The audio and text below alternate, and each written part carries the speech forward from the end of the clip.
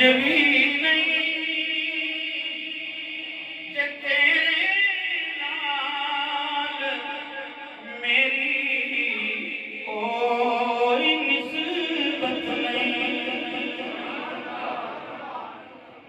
मैं कुछ भी नहीं जे तेरे नाल मेरी कोई निस्बत नहीं। मैं सब कुछ हाँ जे मैं तेरा सदा या रसूल अल्लाह। मैं सब कुछ हाँ जे मैं तेरा सदा या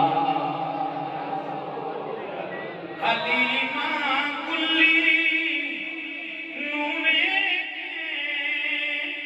कदे सरकार नूरे। बोलो ठंडी कौन सुभान अल्लाह। इस तरह बोलते हैं आशिक हलीमा कुल्ली नूरे कदे सरकार नूरे। मैं केड़ी से तेरे लई सजावां या रसूल अल्लाह। मैं केड़ी से तेरे लई सजावां। मरन दे वेले जे आका तेरा दीदार हो जाए। खत्मे नबूवत के मुहाफिज बैठे हैं, मिलादे मुस्तफा मनाने वाले बैठे हैं, जिक्र मुस्तफा की महफिल सजाने वाले बैठे हैं, वो नाज़ बैठे हैं जिन्होंने अपने चेहरे पे सुन्नत रसूल भी सजा रखी है। सारे उलमाए हक बैठे हैं, तशरीफ फरमा हैं, मिंबर मुसल्ले के वारिस हैं और दुआ करेंगे।